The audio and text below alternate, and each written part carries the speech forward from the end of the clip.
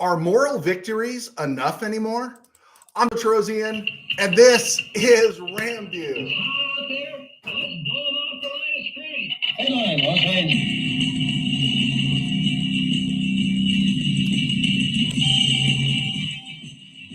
Live from the Ram Cave, I'm Joe Terosian, and this is RamView, the December 11th, 2023 edition, brought to you by Kistler Law Firm. Injured in an auto accident? Need help? Got questions? Call Kistler Law at 661-206-6990. That's Kistler Law at 661-206-6990. And check out KistlerLawFirm.com. KistlerLawFirm.com, that's one word. Kistler Law, they've been fighting for you since 92. And believe me, I know what I'm talking about. And by Temple City Auto Repair, having some auto issues, get yourself some John and Henry at TempleCityAutoRepair.com. And of course, by Granite Ridge Christian Camp, a place where your life can change. I'm still having a difficult time swallowing yesterday's games, but I want to start with this. Years ago, when I was working at the Mid, and we'd recruit some writers in, and one of the things we always had to drill out of our young writers was what we called yearbook writing. Right? A team loses 35-0, or you know, it's they're 1-9 or 0-10 on the season, and the writing would be about their fighting spirit and how they never surrendered. And guys would take that yearbook stuff and like try to stick it in the game stories we were writing, and we just had to drill that out of them. No yearbook writing. It's gag. It's gross, right? And so when I'm thinking about this game yesterday, this Ram game, this fantastic game, it was a great game to watch if you're not invested. I expected and accepted the moral victory spin for all the games prior to the break. Prior to the bye, I expected and accepted, hey, you know, they played tough against the 49ers. They played tough against Pittsburgh and Philly, you know, and they should have won those games. But, you know, they're on the right track and everything's good. And, I accepted some of the yearbook writing.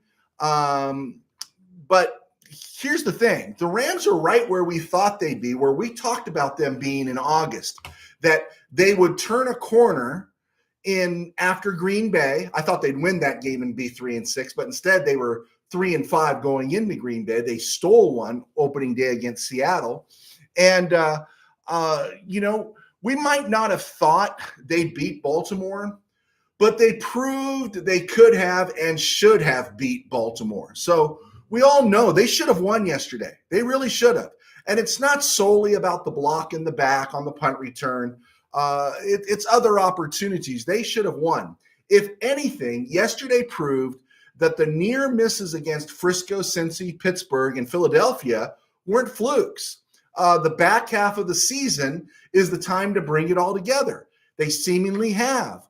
But after the way they played on the road yesterday and how they were and how they kept combating and battling back, they should have won that game, right? I think they're still on track to be 9-8. It's going to be on McVay and the staff to make sure the team avoids a letdown against the Texans, the Saints, and the Giants. The bummer, though, about being 9-8 when everything is so clustered is 9-8 might not be good enough to make the playoffs because of the game we gave away in Green Bay back in August, right? Now, we lost in Green Bay in November, but we gave it away back in August. The Rams are a good team and have proved they are far past accepting congrats for a nice try, for having a fighting spirit, for the horns up, you know, let's be positive. No, I think Ram fans, if you're following this team and you see how this team has improved, watching that game going into the fourth quarter, you're thinking, no, they're hanging with the Ravens. They are playing toe-to-toe with the Ravens. Lamar Jackson isn't as scary as everyone makes him out to be. The Rams are playing with Lamar Jackson. And it's like they used to say, you're a rookie in week 1, but by week 16, you're not a rookie anymore. Hey, you're an up-and-coming team the first half of the season if your bye is in week 10. But after week 10, you took care of business against everybody you need to take care of business against. You beat the Browns, you beat the Cardinals, you beat the Seahawks, you had the Ravens on the ropes, and you let it slip away. And you could say moral victory, a nice try, we're doing great. But I think I was as hot yesterday because it's just another wasted opportunity. I rattled off the Cincy game, along with Philly, Pittsburgh, even Frisco. I'll say it, even Frisco in week 2. You take 3 of those 4 and you beat Baltimore yesterday.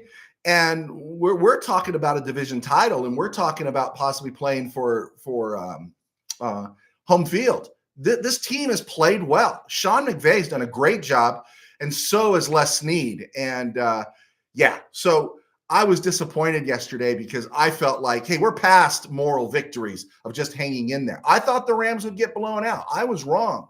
But you could see as this team played, this is a good football team. And they need to be held accountable, and they should have won yesterday.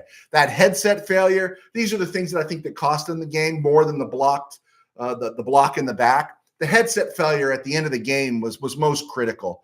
You had a chance to go in there and possibly get a touchdown and in the game as opposed to going for the field goal. What bothered me is as schooled and as well-honed as the Rams are, as experienced as Matthew Stafford is, headset failure, even with McVay on his side too. Hey, there's got to be a flash play. Hey, I'm not getting the call.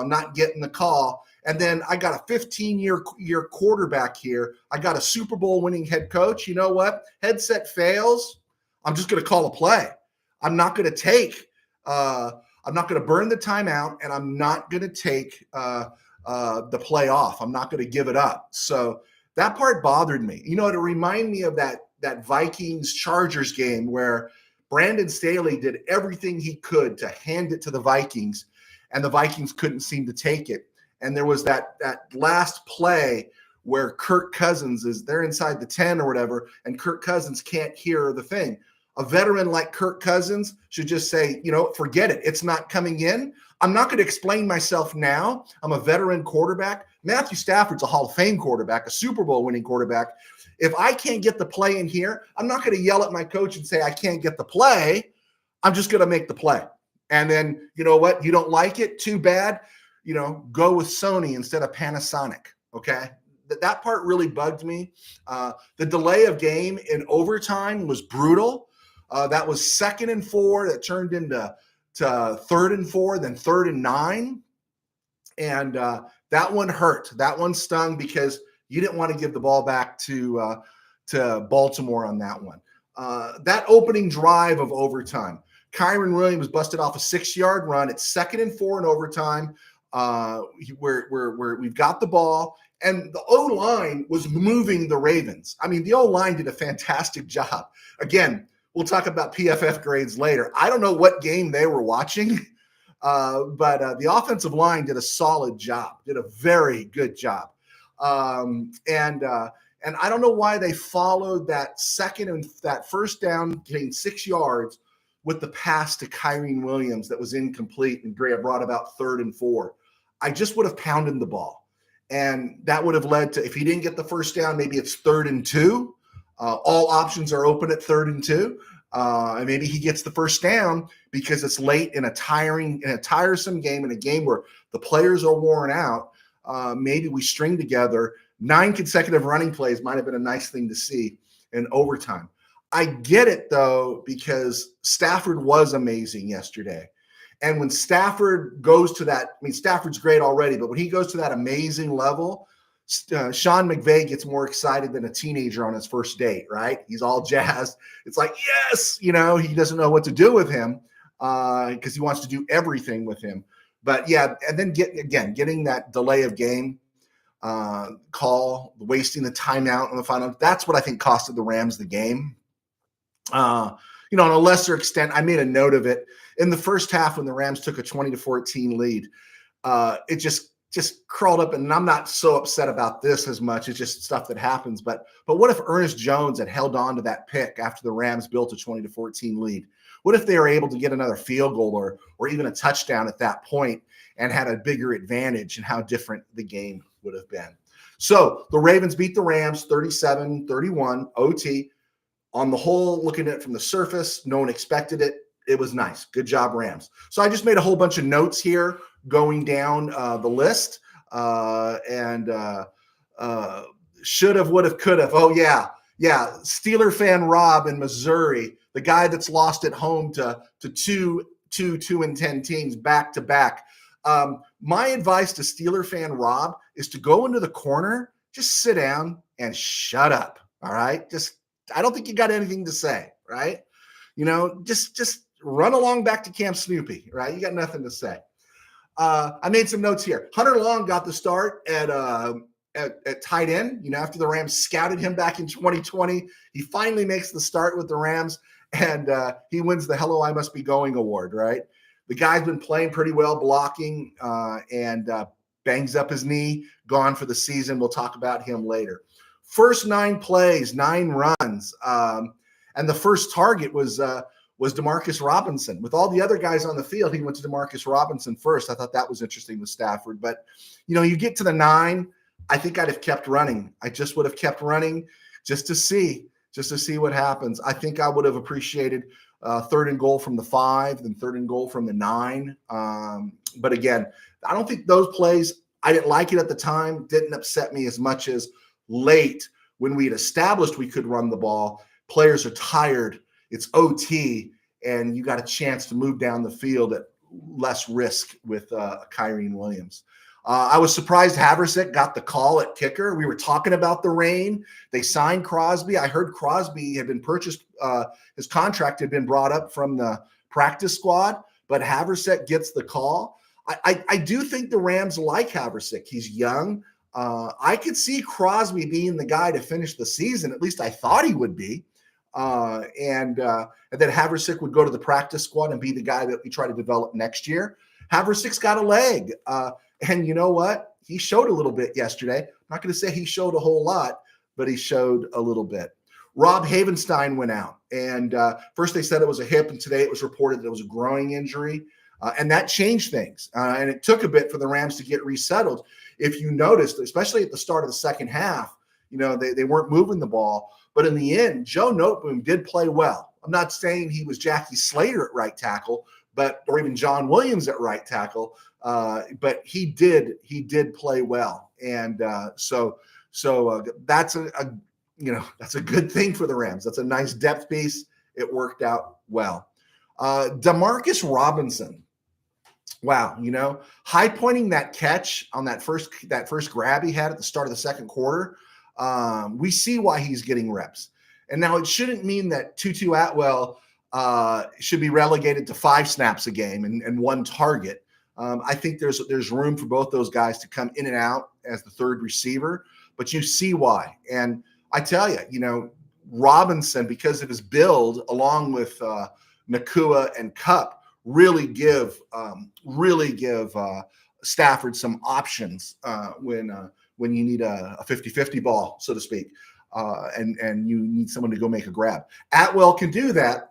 I like Atwell. I like Atwell's speed, but there's limitations when you're talking about physical frames here. Atwell did get the concussion, and he is in concussion protocol. I'm guessing he's doubtful for next week. The 2nd and goal at the 1. And Coleman Shelton gets called for a false start. I'm still waiting to see what that call was. That one kind of blew me away. I thought Stafford was throwing a pass away on the TD to Kupp. I guess I'm not the only one, but that was an amazing. It looked like he was just blooping something in the right field like a Texas leaguer. But I thought Stafford was terrific yesterday. With the injuries at tight end, the Rams right now, the only healthy tight ends on the roster are Davis Allen and Bryson Hopkins, who got 4 snaps yesterday and hanging by a thread. But with Young gone for the year, Long gone for the year, and Tyler Higbee banged up, right now Davis Allen is the guy. And that's something to think about.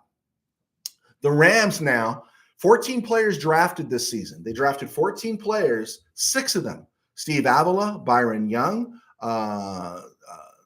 Puka Nacua, Ethan Evans, the punter, even Kobe Turner, who maybe doesn't start the game, but he gets the same snaps, or if not more than a starter does.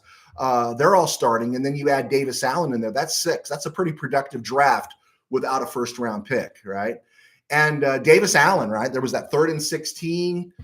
He made the connection there with Stafford, and it was dialed up perfectly for the Ravens pass rush. And the Rams beat it with the pass to Davis. It's Davis Allen. And again, the Rams front line. I thought the chop block call on Kyrene Williams was henhouse. I thought that was garbage. I don't know. Looking at some other things here with the Rams, I don't know why you think you can run wide in this league other than with a jet sweep.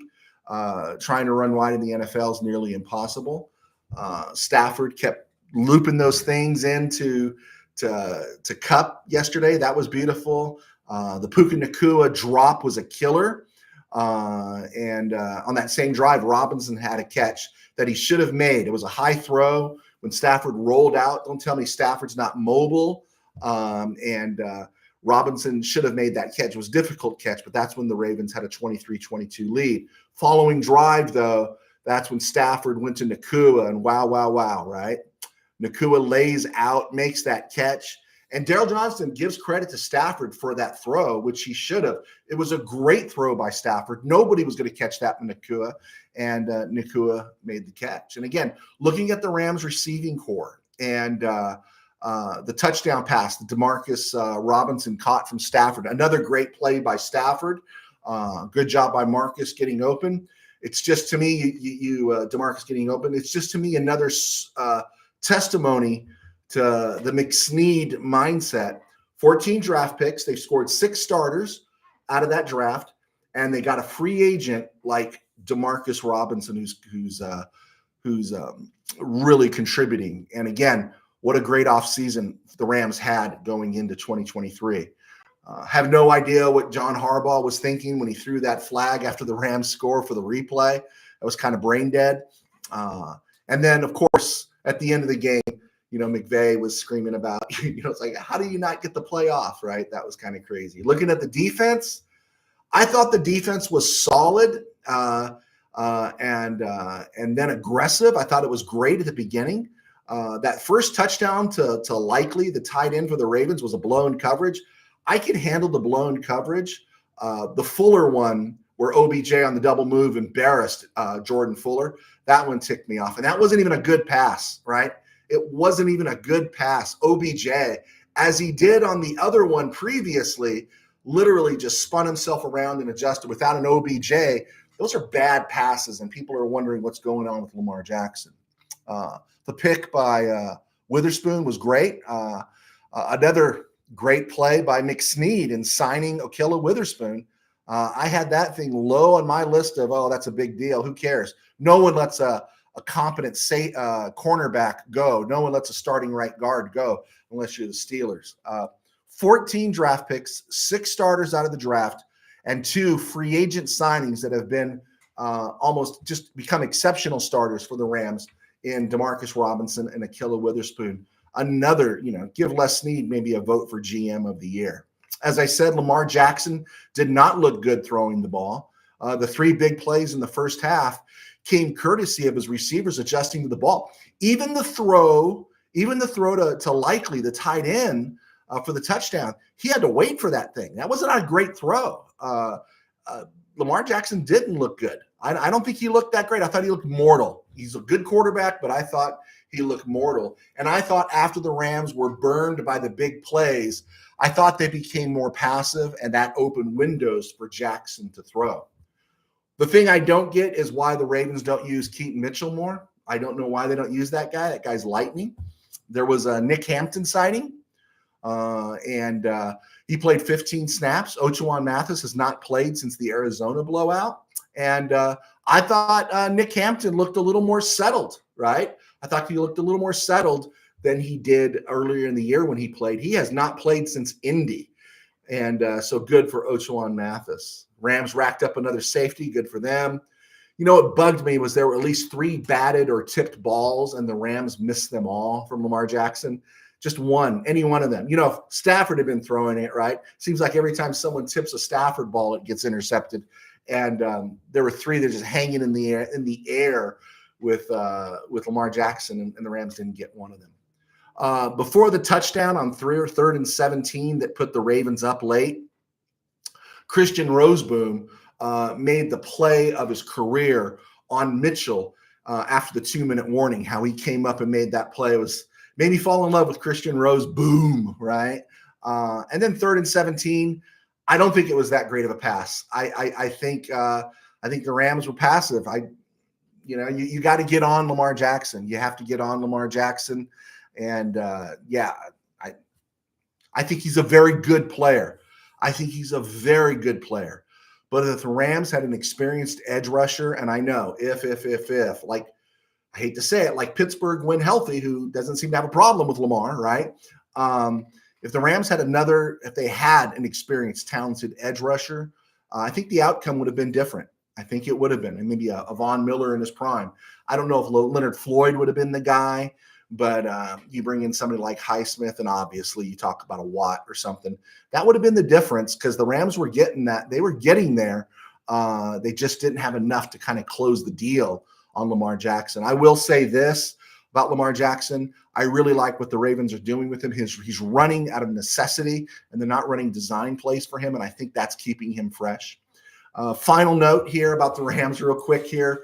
Final note is to Raheem Morris. Find a way to get Ernest Jones more involved in the pass rush. Just find a way to get Ernest Jones more involved in the pass rush. He's got the legs to get there. You got to work out a scheme where he's rushing the passer more. Okay, NFC playoff picture. 5 automatics, right? Dallas is going. Dallas might be going as the number 1 seed. Dallas might be going as NFC East champs. Then you got the Eagles, Lions, 49ers, and now the Buccaneers are leading the NFC South with a 6-7 record. NFC South, Buccaneers, Falcons, Saints all have 6-7 records. Top spots for the wild card, of course, the only 2 that the Rams are concerned about are Minnesota and Green Bay. Thanks, Raiders. I mean, you couldn't, beat a team that only put 3 points on the board. Really? I was kind of rooting for Antonio Pierce. Fire him. Bring back somebody else. Don't extend his contract. You got to get more than 3 points. That just killed the Rams yesterday. Rams needed the Raiders to win yesterday. Green Bay, we're going to find out about in a half hour. They're playing the Giants. The Rams are still right there on the outside looking in at 6-7. Then you got Seattle 6-7, but they're in serious hurts. Lost to Frisco. They're two in the deficit to the Rams. And then on top of that, they're going to Philly, and I think Philly's going to be real angry next week. Then you got the Saints, Bears, who are 5-8, who are showing some life with that win over the Lions yesterday, and that's what's going out. So what you want as a Ram fan is you want the Packers to lose, of course, but they've got an easier path than the Vikings. The Packers are moving on tonight. Giants, Bucks are a little bit dangerous. Panthers, Vikings, and Bears. The Vikings are going on with Cincy and the Browning rifle, and then they get the Lions twice, and then the Packers. So that path to the playoffs for the Rams, if they can handle their business, finish 9-8, might very well be through Minnesota. On the Rams' heels, Seattle gets Philly this week, and keep an eye on the Falcons and Saints. Rams can't afford to stub their toe and allow those teams to overtake them. Around the NFL and other places, Chiefs, Bills. Hearing the Chiefs complain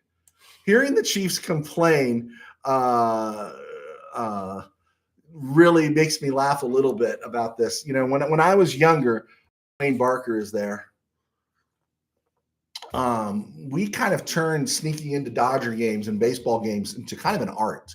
Snuck into some preseason Clippers games as well, if I remember. But we were pretty good at it, right? And I went with our partner Peterson one time to a Dodger game, and I found stubs for the game that night outside the stadium. It said Dodgers, Cubs, May 20th, whatever. And that was May 20th. Someone had left the stadium, dropped their stubs, and I found 2 of them. And so we had our routine down. Oh man, lost my wallet, had to go back to my car. Here's our stubs. Can you let us in? And generally, if you do it right, it works. Now, I'm not advocating for this, and I was not in the kind of line of work I am today when I was doing this, but we were really good at it. Newman and Redford didn't have anything on us back in the day. But this one time, this security guard couldn't be conned. He wouldn't buy it. And because he wouldn't buy it, I was furious at him. And we walked away, and I was just livid. And Peterson says to me, he says, but we were trying to sneak in. And I said, yeah, but he was just assuming. He didn't know. And Peter says, but he was right. And that's the part that cracks me up is you could be all mad and everything you want to be as a Chiefs fan, or even as Patrick Mahomes was. You could be as mad as you want, but they were right. Kadarius Toney, the Leon Lett of modern day football, was offsides, flat out. You could argue about how unfair it was. And to the ref's credit, it's not like most penalties, at least how we think they are, is that the team scores a touchdown and then they throw a flag.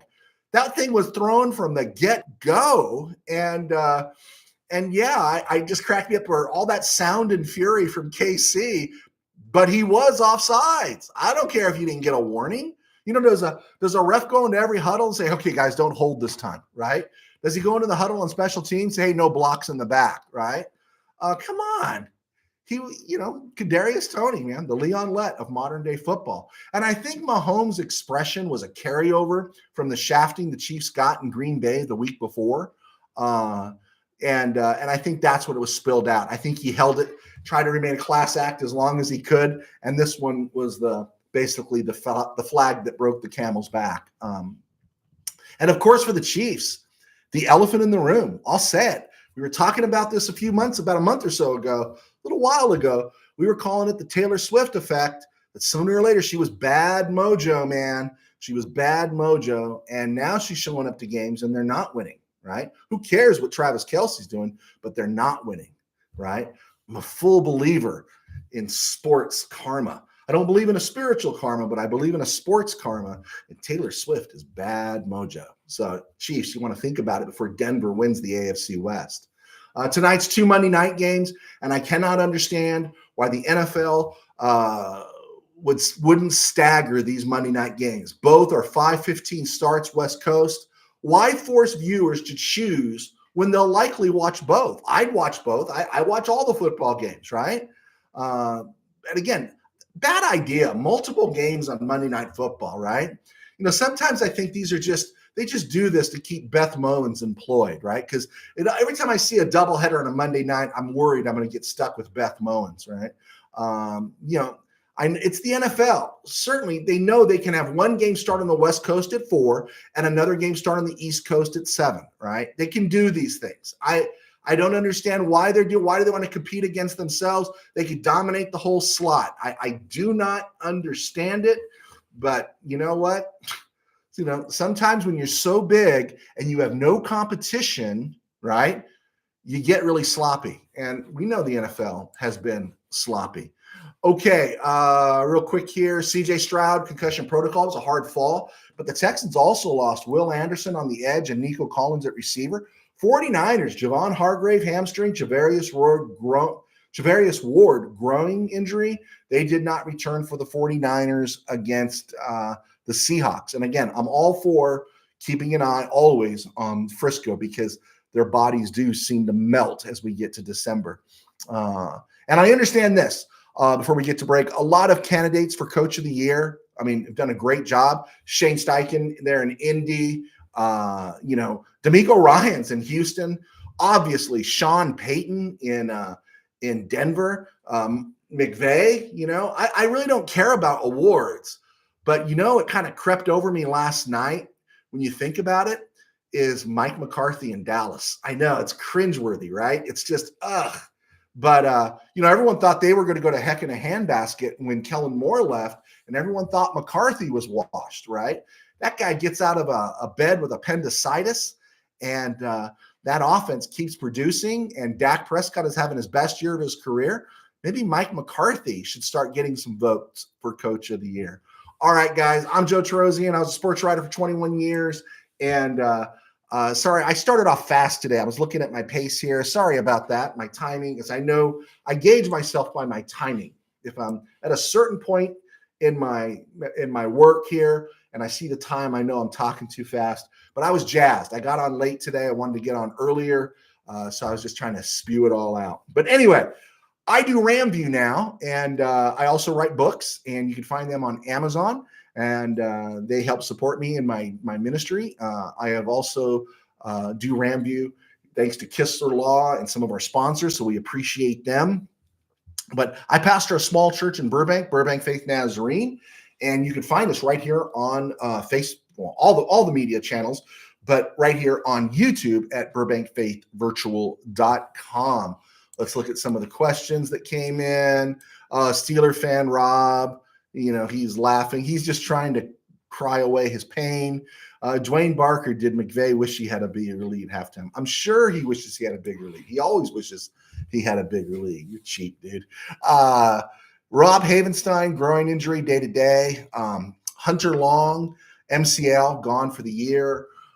Tutu Atwell, concussion protocol. And there was a couple of instances yesterday where you saw Bobby Brown left the game but came back. Ben Skoranek left the game and came back. And, of course, Higbee was out with neck stinger. It was good to see Kobe Durant get a bunch of snaps yesterday. He shared the slot position with Russ Yeast. Fuller, JJ, Kendrick, Witherspoon played all 72 snaps. Ernest Jones was out there for 71. Kobe Turner, 42 snaps. Nick Hampton was in there. And those guys played well enough. They played well enough. I think what happened was the couple of big plays happened, and I think they got a little gun shy.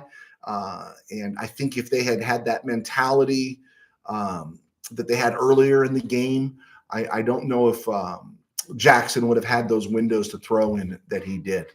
If you use the PFF grading, believe it or not, Matthew Stafford, this is again why I say PFF grading is a great place to start, but don't let it tell you what your eyes see, right? Don't let it dictate to you when you know what you saw.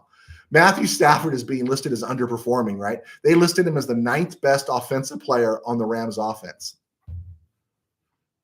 Think about that. Matthew Stafford yesterday, the 9th best player graded on the Rams offense. Matthew Stafford was off the charts yesterday.